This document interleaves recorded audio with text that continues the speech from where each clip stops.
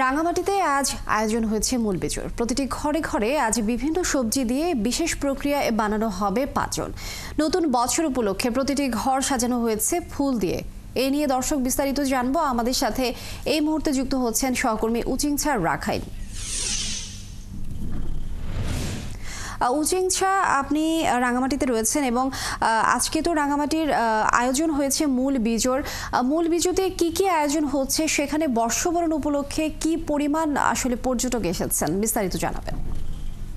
লেনিয়া আসলে গতকাল ছিল রাঙামাটিতে এবং পার্বত্য জেলা হচ্ছে ফুল বিজু, বিশেষ করে মা গঙ্গিমার উদ্দেশ্যে কিন্তু ফুল দেওয়া এবং বিভিন্ন যেমন কাপ্তাই হ্রদে এবং ছড়া ঝিরিতে ফুল দেওয়া হয়েছিল।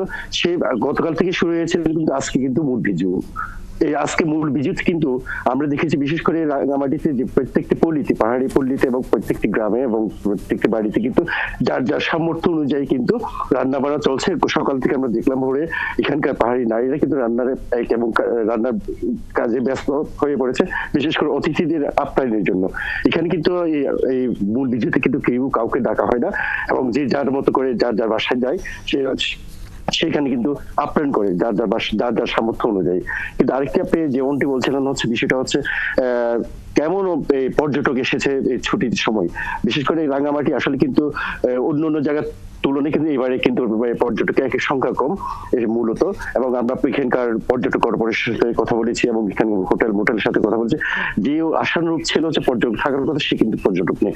তবে লিনিয়া আরেকটি বিষয় বলে রাখি, আগামীকাল কিন্তু বাংলা নববর্ষে কিন্তু জেলা প্রশাসনের পক্ষ থেকে কিন্তু বিভিন্ন উদ্যোগ নেওয়া হয়েছে। বিশেষ করে আগামীকাল হচ্ছে কয়েকটি মেলা চলবে, বৈশাখী মেলা, সেটা চলবে জেলা প্রশাসন কিন্তু বলা হয়েছে।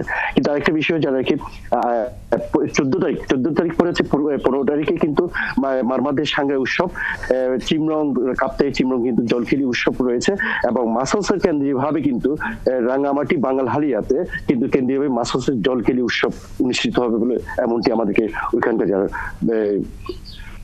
এটা নিয়ে কাজ করছেন এবং মাসাসের পক্ষ থেকে আমাদেরকে জানিয়েছেন। রাখাইন, আপনাকে অসংখ্য ধন্যবাদ। আমরা নিশ্চয়ই আরো আয়োজন সম্পর্কে আপনার কাছ থেকে জানবো। আপনি যুক্ত থাকুন। দর্শক, রাঙামাটি থেকে সহকর্মী যুক্ত ছিলেন, তিনি জানাচ্ছিলেন বিস্তারিত।